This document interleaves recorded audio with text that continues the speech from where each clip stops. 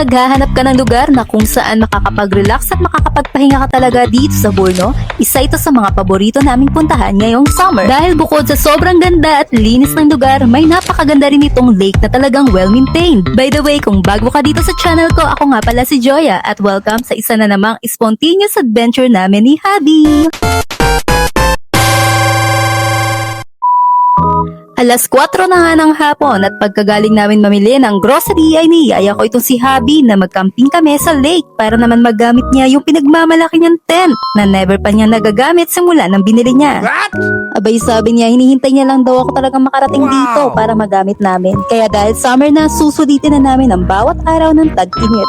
Dahil ilang buwan na lang ay winter na naman uli. Hindi na naman masyadong makakalabas-labas kaya habang maganda ang panahon, go lang tayo sa mga biglaang adventure. So ayun na nga, pinuntahan namin tong reservoir dito sa Pista Vista, Borno. Grabe, nakaka-amaze talaga dito. Ang linis ng paligid, ang ganda ng view at sobrang fresh ng hangin. Abay pagdating pa lamang namin, excited na agad kaming i-set up yung tent na binili niya. At dito nga sa part na ito, tinitingnan pa niya kung paano buuin yung tent. In fairness, madali lang naman pala itong i-assemble. Ang maximum capacity nito ay pang 2 tao. Kaya hindi siya gaanong kalaki pero sakto lang talaga para sa aming dalawa. Dito nga sa part na ito ay binilisan na rin namin ang pagkakabit dahil mag-aalas 5:30 na at pareho na talaga kaming nagugutom. Syempre tumulong din tayo kahit feeling ko minsan nakakadagdag ako ng kulit kaysa tulong. At ayan na nga, matapos ang ilang minuto ay natapos na rin namin maikabit ang aming mini tent. Mainit-init pa sa loob kaya nag-decide muna kaming kumain sa labas gamit yung panlatag na binili niya. Mas masarap talaga kumain kapag nasa nature, no? Simple lang yung dala naming food pero ibang level yung sarap kapag may magandang view at fresh air na kasama. Pagkatapos nga namin kumain ay naglibot-libot na rin kami sa paligid. Yung spot na pinagtayuan namin ng tent ay kadalasang ginagamit ng mga tao para mag-ihaw at family gatherings. Samantalang sa kabilang side naman, mas marami kang makikitang tao na nagbababad sa araw, nagpipiknik, naglalakad at yung iba naman ay naliligo mismo sa lake para magpalamig. Nakakatuwang makita talaga kung paano ine-enjoy ng mga tao dito ang summer.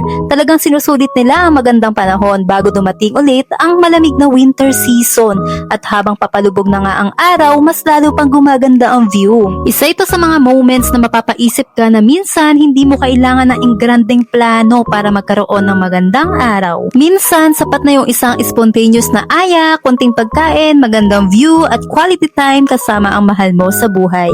Kaya kung mapapadpad kayo dito sa Borno at naghahanap kayo ng lugar para mag-relax at mag-unwind at makatakas kahit saglit sa stress ng araw-araw na trabaho, isa talaga ito sa mga lugar na maire-recommenda namin. At dahil sobrang na-enjoy namin ng lugar na ito, dito na rin kami nagpalipas ng gabi kasi pareho na rin kaming tinatamad umuwi. Buti na lang talaga at may dala kaming kumot kaya hindi naman masyadong malamig sa loob ng tent. May dala rin si Habi na ilaw kaya medyo cozy pa rin ang camping experience namin kahit biglaan lang ang lahat. Kinabukasan nga, maaga kami nagising para maglakad-lakad sa paligid ng lake. Grabe, sobrang ganda ng sunrise. Nakaka-relax ng panoorin habang tahimik pa ang buong lugar. Wala pa masyadong tao at mga batang naglalaro sa park. Kaya naman, mas na-enjoy namin yung peaceful na vibe ng umaga. Isa talaga ito sa mga moments na gusto mong huminto muna sa andali at i-enjoy lang ang paligid. Walang ingay, walang stress, puro fresh air at magandang tanawin lang.